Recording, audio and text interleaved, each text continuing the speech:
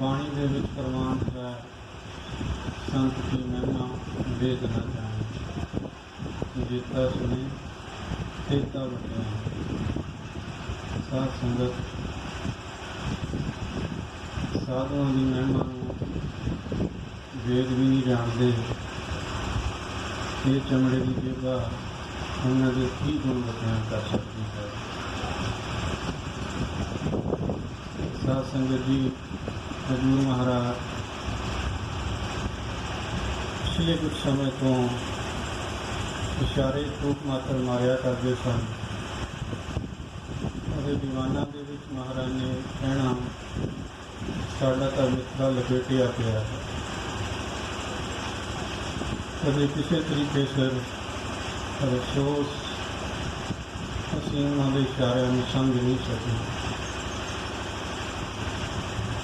महाराज के सचखंड जान तो तकरीबन डेढ़ दो महीना पहला दास का बड़ा बेटा उदों साल सवा साल का सी मेरी गोदी चकिया हुआ सी वो मैं घर तो बाहर निकलने लग्या तो संत महाराज जी अन्य स्थान पर अपनी निज आसन वाल जान लगे। सारी संगत ने दर्शन किए तो दो गेट नाल वो महाराज जी का इन्ना प्रेम करता हुआ सी कि महाराज की आवाज़ सुननी या उन्होंने देखना का झटपट उन्होंने गोदी जा चढ़ना। उस दिन मेरी गोदी के विच सी महाराज जी अपने निज आसन वाल अंदर जान लगे तो महाराज ने खुद उन्होंने बुलाया वो बार में बाह कढ़ी साड़ी गोदी के विचार और उसने मुँह फेर लिया। मुँह फेर के मेरे नाल ही लिपट गया। संत महाराज ने वचन किया कोई बात नहीं करी। थोड़ा समा रह गया फिर साधु को पी साधु तुम तासिया करोगे ये इशारा भी किया पर अफसोस अभी नहीं समझ सके। जब महाराज जी आखिरी समय राम सत्यनारायण की धरती को खंजे वाल रवाना हो गए तो हजूर महाराज ने जिन्नियां बीबियां संगत लंगर के सेवा करदियां सन मासी जी जिन्होंने आप मस्तान कहने मासी जी कह के बुलाने सारिया माइया सुनेहा भेज के खड़ा साहब को बुलाना किया। सारे उत्थे बुला के महाराज ने सारे ने चरनी हथ लाने की कोशिश की पर सारिया माइया पिछे नूं हट गई हैं। महाराज ये की कर रहे हैं असीं नमस्कार करनी है आप जी को आप जी ये की कर रहे हो। महाराज कहने लगे नहीं माता तुसीं इतना लंबे समय तो गुरु घर की सेवा करते हो मेरा दिल करता मैं अज आप जी सारे चरनी शीश नवाऊं। सारिया माइयां पिछे हट गई तो संत महाराज ने धरती में हाथ ला के नमस्कार की फिर उतों खन्ने वाल नूं चाले पा दिते। मानो क्यों कहते हो कदे होणगे सबबां नाल मेरे नदियां दे नीर विछड़े होणगे सबबां नाल मेरे नदियां दे नीर विछड़े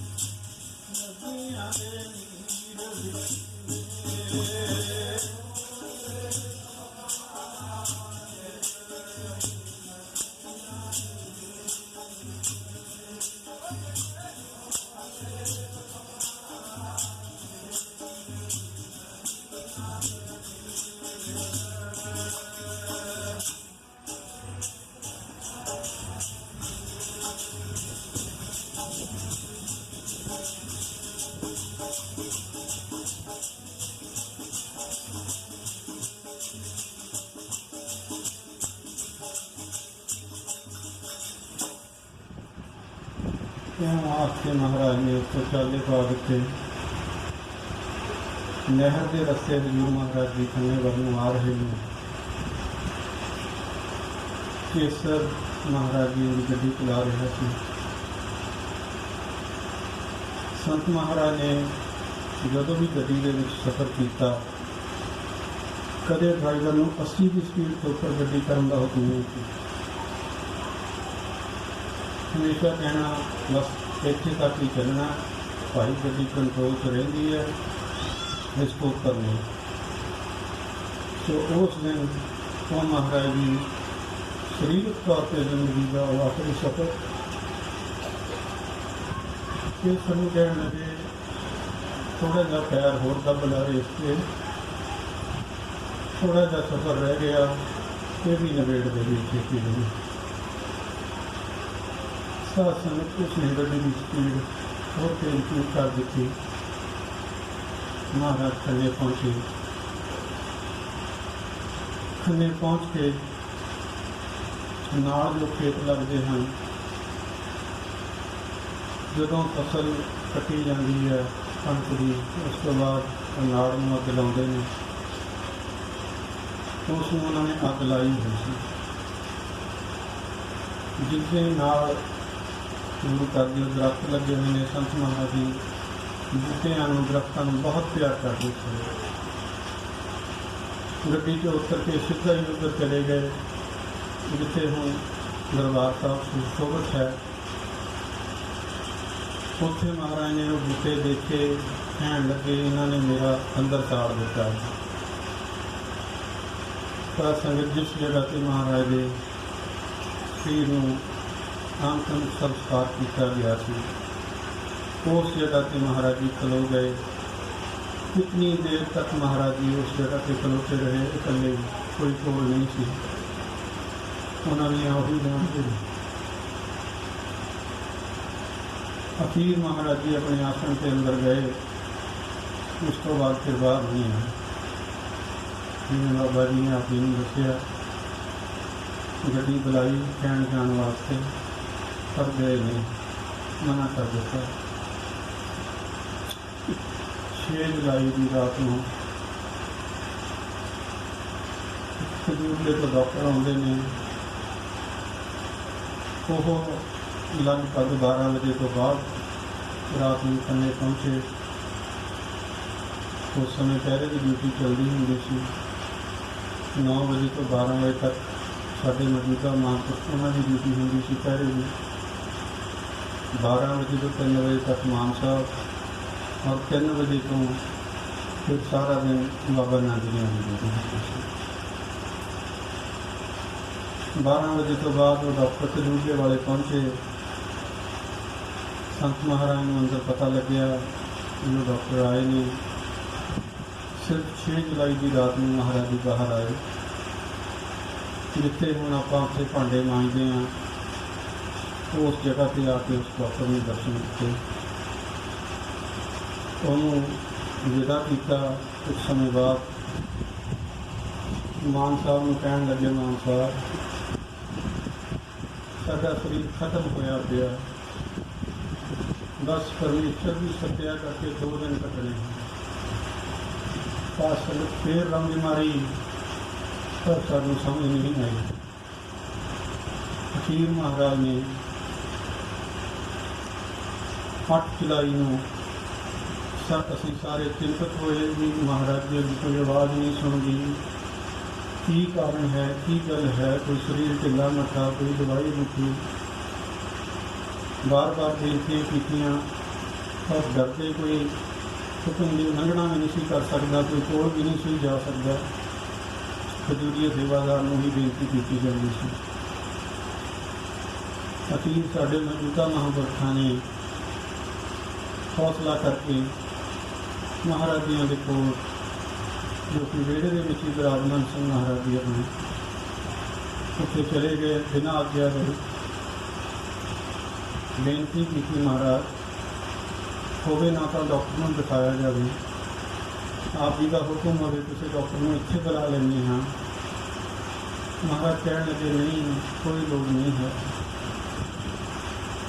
उदों हजे जो अपना समराला रोड का पुल है वह भी नहीं सी चालू होया, सारी ट्रैफिक लहरी रोड वाल भी घुम के आनी सी, सिर्फ स्कूटर लंघण की जगह सी उत्थों। तो मौजूदा महापुरखों ने साडे खन्ने के बड़े मशहूर डॉक्टर अमरवीर उन्होंने फोन कर दिता कि महाराज जी साडी तो सुनते नहीं, तुहाडे नाल प्यार है बहुत, तुहाडी बहुत रिस्पैक्ट करते हैं, तो साडी बेनती तुसीं मनो, एक बारी होवे ना तो महाराज जी को आके तुसीं चैक करके जाओ। डॉक्टर अमरवीर इकल्ले ही स्कूटर से आ जाते हैं। महाराज जी का जो गेट सी वो थोड़ा खुलिया हुआ सी, पर उन्होंने पर्दा किया हुआ सी। मौजूदा महापुरुष नाल नहीं गए, डॉक्टर अमरवीर ने इशारा कर दिया भी तुसीं इकल्ले ही अंदर चले जाओ। उन्होंने उसी तरह किया। तो अंदर पौड़ियाँ चढ़ के जो वेड़े के पहुँचे, महाराज जी उदों मंजे से लेटे हुए सन। मैं बाबा नंद जी होर एक दो सेवादार असली लंगर के सी। डॉक्टर अमरवीर को देख के महाराज जी एकदम बैठ गए, कहने लगे तुहानू किसने बुलाया है? तो कहने लगे महाराज जी बच्चों का फोन गया सी। उन्होंने कहा साथ संगत जी सच करके जानियो, महाराज जी ने एक हफ्ते तो आवाज़ नहीं सी सुनी। महाराज जी इतनी उच्ची आवाज़ के डॉक्टर अमरवीर नाल गल की, सानू बाहर लंगर के सुनाई दे रही थी। कहने लगे की होया? मैनू कुछ नहीं होया, मैं बिल्कुल ठीक हाँ।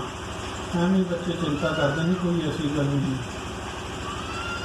खैर वो कहने लगे कोई गल नहीं महाराज जी, चलो बच्चों के मन रखने वास्ते ही आप जी मेरे को उत्थे चलो हॉस्पिटल के जो कोई जरूरत है टैसट की कोई जरूरत है पता उन्होंने। साध संगत महाराज ने गल होर पासे घुमा दी, बाणी दी गल्लां वल जोड़ लिया। पाठ करिया कर, तेरा नितनेम घट है, सलाम सलाम करके इतना महाराज ने बाणी दी गल्लां वल जोड़ लिया। कहने तो भाव अपने वलों हटा के गुरबाणी वल का ध्यान ला दिया।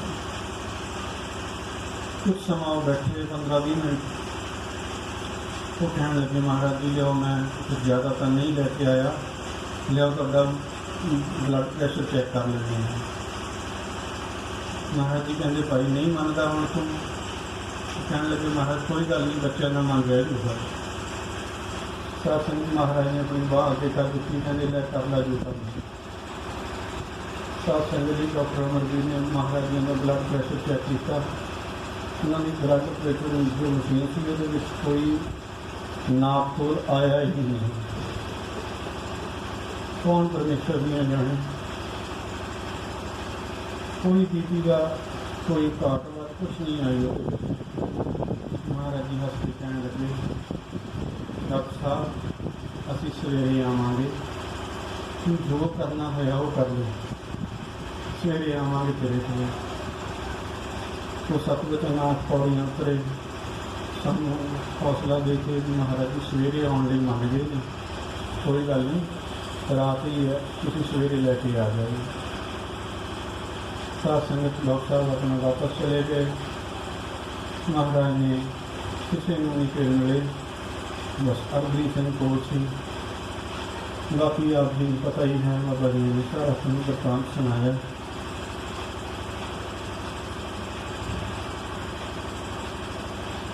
मन के माफे की रिस्पैक्ट होने नाते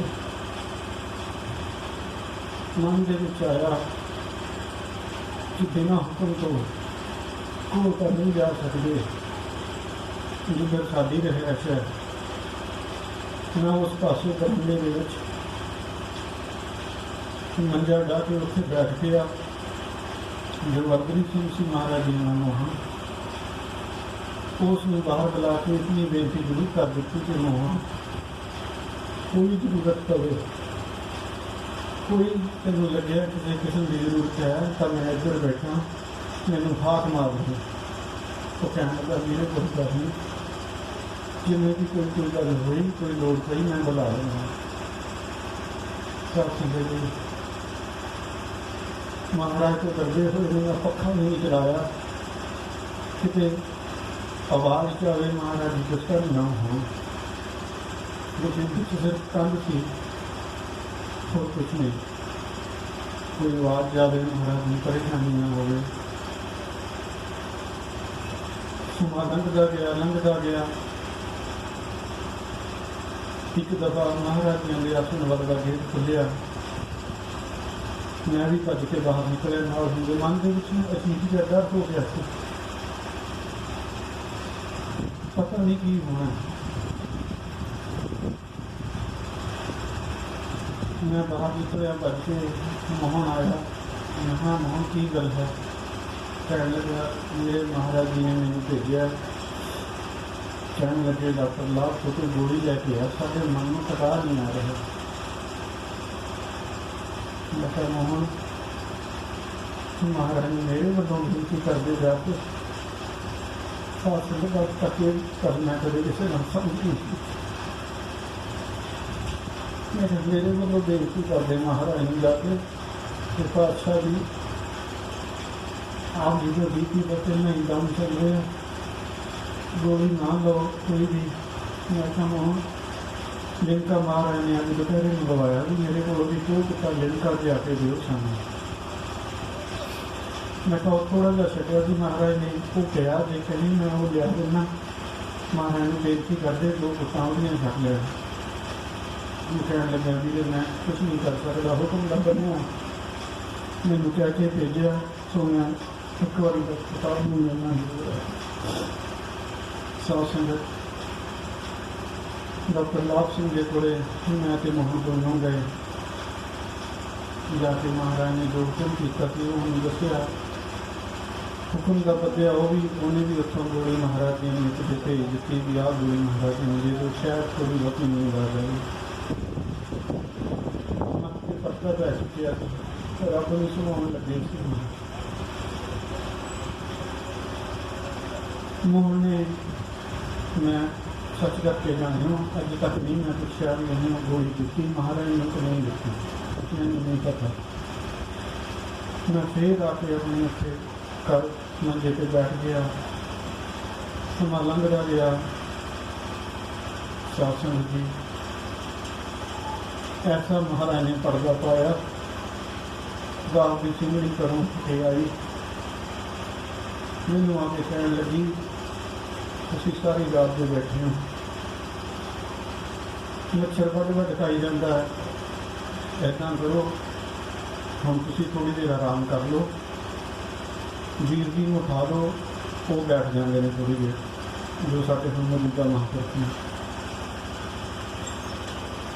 सात संगत जी मेरे मन से पता नहीं की पड़ता महाराज ने पाया। मैं उठ के वो अंदर घर में चला गया कमरे के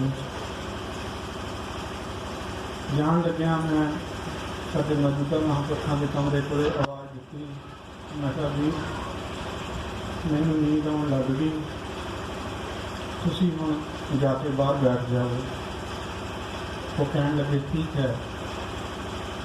सात संगत जी मैनू नहीं पता अज 19 साल का समा बीत गया, मैं नहीं पूछा ना साड़ी कदे कोई गल हुई इस विषय पर भी वो आके बाहर बैठे या नहीं बैठे, मैनू नहीं पता। मैनू सिर्फ इन्ना पता जो उन्होंने आके मैंने उठाया 3:05 का समा होया सी। मैनू कहने लगे गरीब को महाराज जी का शरीर बेहोश हो गया, फटाफट साथ संगत उसी वक्त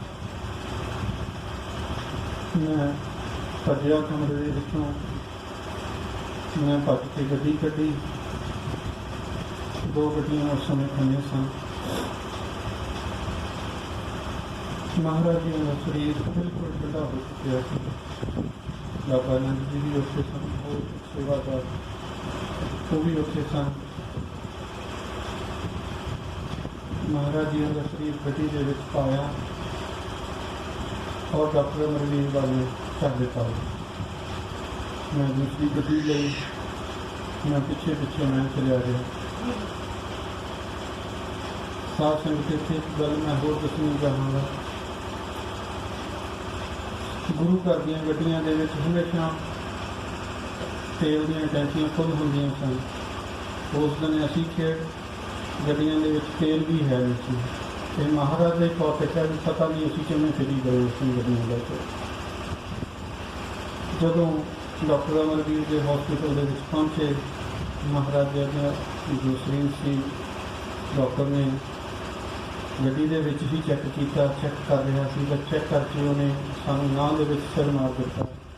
ਨਹੀਂ ਮਹਾਰਾਜ ਨਹੀਂ ਰਿਹਾ ਮੇਰੇ ਬਾਰ-ਬਾਰ ਕਹਿਣ ਤੇ मैं क्या चीज वाले जब जाके चेक करो सात संगत जी महाराज जी ने अपने जो दाखिली रूम से लैके गया था उसको चेक किया सारा मन रखने लिए सात संगत सारे का रो रो के बुरा हाल हो गया। कुछ समझ नहीं आ रहा ये ठीक हो गया सारे सिर से दुखों का पहाड़ टुट गया। सानू समझ नहीं सी आती सानू काफी देर नहीं सी दे रही। उस समय मान साहब जो हौसले के सियाने सन उन्होंने मैंने कहा गुरजीत इस समय अपन कोई महापुरुषी सेध दे सकते हैं, अपनी अपनी मत कुछ नहीं है कि आप अपनी फैसला ले सकीए होवे ना तो आप अंबे माजरे बाबा जी के चरणों में चलिए। सात संगत जी असी उस तरह अंबे माजरे दोनों जने चले गए। बाबा प्रीतम सिंह जी अंबे माजरे वाले जो मैं उत्थे पहुँचा जाके उत्थे गड्डी खिलारी तो वो इशनान करके अपने कमरे के विच जा रहे थे। मैं भज के कहाँ होया जाके नमस्कार की तो रोना रुक नहीं सी रहा। मैं कहा महाराज जी ऐसा करके गल हो गई है, डॉक्टर सानू आह गल कह रहे हैं साढ़े समझ नहीं आ रहा की किया जाए, सानू सेध पाओ सानू राह पाओ। सात संगत जी ਤੁਹਾਡੇ बहुत संगत ने दर्शन किए होंगे उन्होंने महापुरखों के उनके माजरे वाले बाबा जी के बहुत व्यर्थ सी उन्होंने उन्होंने वचन हर को समझ नहीं सन आते। जो नज़दीकी उन्होंने रोज़ दर्शन मिलना करता रहता सी वो उन्होंने वचनों में समझ सकता सी कि बाबा जी की बोल रहे हैं। सात संगत अब उन्होंने वो वचन बोले हुए लोग अज भी मेरे कन्ना क्यों क्यों हैं। कह लगे समा साडा सी जान का पर नंबर हम आप ला के उन्होंने चंगा नहीं किया। कहा महाराज जी सानू सेध पाओ सानू कुछ समझ नहीं आ रही। महाराज सानू सेध पाओ। कह लगे असी नहीं हाँ तुम जाओ जिसमें तुम्हें ठीक लगता उन्हें कर लो असं नहीं होना। कितना उन्होंने नाराज किया वो अपने कमरे के चले गए।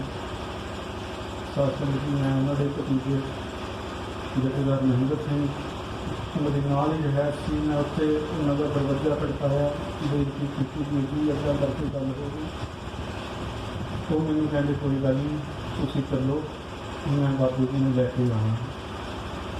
सात संगत जी असीं थल्ले पहुँचे जो डॉक्टर ने जवाब दे ही दिता सी। महाराज ने लोगों को पॉकेट शरीर लिया तो दरबार साहब के सामने रखा। हौली हौली हौली हौली सारिया संगतां नूं पता लगता गया।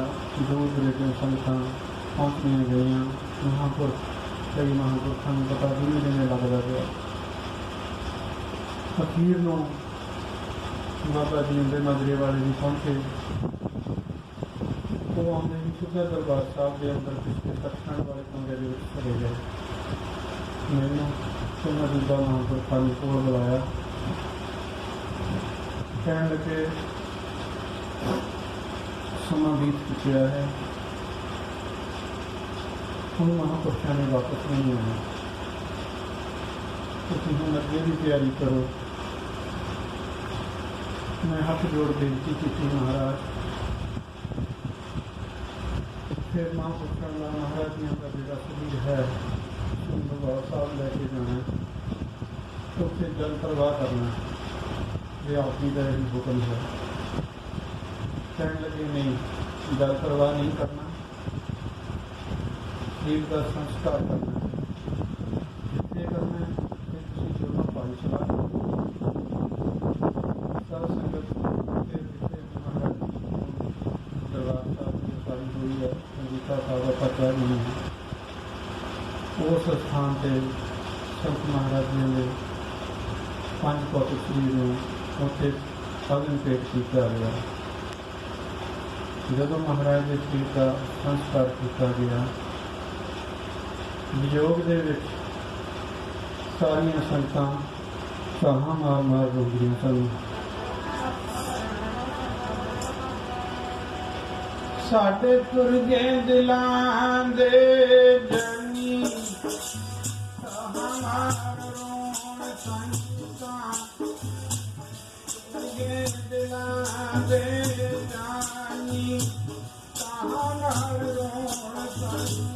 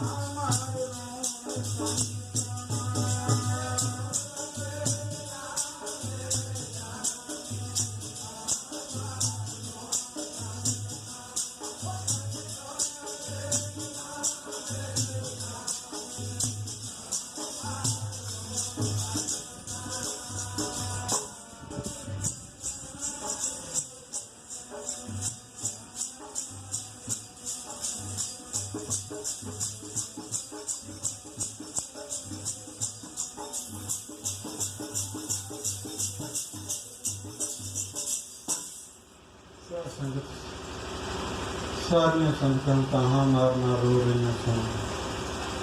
ਪੰਛੀ ਰੋ ਰਹੇ ਸਨ ਆਪਣੇ ਪਿਆਰੇ ਦੀ ਯਾਦ ਦੇ ਅੰਦਰ। ਜਦੋਂ ਮਹਾਰਾਜ ਦੇ ਸਰੀਰ ਨੂੰ ਅਗਨ ਭੇਟ ਕੀਤਾ ਗਿਆ, ਹਜ਼ੂਰ ਮਹਾਰਾਜ ਦੀ ਸੰਗਤ ਦੇ ਵਿੱਚ ਸੇ ਭਵਾਨੀਗੜ੍ਹ ਤੋਂ ਉਸਨੇ ਹਜ਼ੂਰ ਮਹਾਰਾਜ ਦੇ ਚਿਖਾ ਦੇ ਵਿੱਚ ਸ਼ਾਦੀ ਵਿੱਚ ਛਾਲ ਮਾਰ ਦਿੱਤੀ। ਤਾਂ ਜਿਤਨੀ ਸਪੀਡ ਨਾਲ ਉਹਨੇ ਛਾਲ ਮਾਰੀ ਸੀ, ਉਸ ਤੋਂ ਕਈ ਗੁਣਾ ਵੱਧ ਸਪੀਡ ਨਾਲ ਉਹ ਬਾਹਰ ਆਇਆ। ਬਾਹਰ ਵੀ ਵਿੰਗਾ ਨਹੀਂ ਹੋਇਆ। ਉਸਨੇ ਆ ਕੇ ਦੱਸਿਆ, ਪਿਆਰ ਦੀ ਗੱਲ ਸੀ, ਨਹੀਂ ਜਦੋਂ ਚੱਲ ਹੋਇਆ ਪਿਆਰੇ ਦਾ। ਕਹਿਣ ਲੱਗੇ ਕਿ ਅੰਦਰ ਇਤਨੀ ਠੰਡ ਵਰਤ ਰਹੀ ਸੀ, ਕੋਈ ਅੱਗ ਦਾ ਸੇਕ ਨਹੀਂ ਸੀ ਉੱਥੇ। ਖੈਰ ਮਹਾਰਾਜ ਦੇ ਸੰਸਕਾਰ ਤੋਂ ਬਾਅਦ 11 ਤਰੀਕ ਨੂੰ ਜਦੋਂ ਮਹਾਰਾਜਿਆਂ ਦੇ ਵਿਖੇ ਦੀ ਸੰਭਾਲ ਕੀਤੀ ਗਈ, ਕੀਰਤਪੁਰ ਸਾਹਿਬ ਦੇ ਸਾਰੀਆਂ ਸੰਗਤਾਂ ਰਵਾਨਾ ਹੋਈਆਂ। ਪਿੰਡਾ ਤੈਅ ਕਰਕੇ ਕੀਰਤਪੁਰ ਸਾਹਿਬ ਪਹੁੰਚੇ। ਜਦੋਂ ਮਹਾਰਾਜ ਜੀਆਂ ਦੇ ਨਦੀ ਦੇ ਵਿੱਚ ਵਹਾਏ ਗਏ ਤਾਂ ਬਾਬਾ ਆਨੰਦ ਜੀਆਂ ਨੇ ਉਹ ਨਦੀ ਦੇ ਵਿੱਚ ਵਿਯੋਗ ਦੇ ਵਿੱਚ ਆ ਕੇ ਇਹਨਾਂ ਨੇ ਨਦੀ ਦੇ ਵਿੱਚ ਛਾਲ ਮਾਰ ਦਿੱਤੀ। ਮਨ ਨੂੰ ਇਹ ਕਹਿੰਦੇ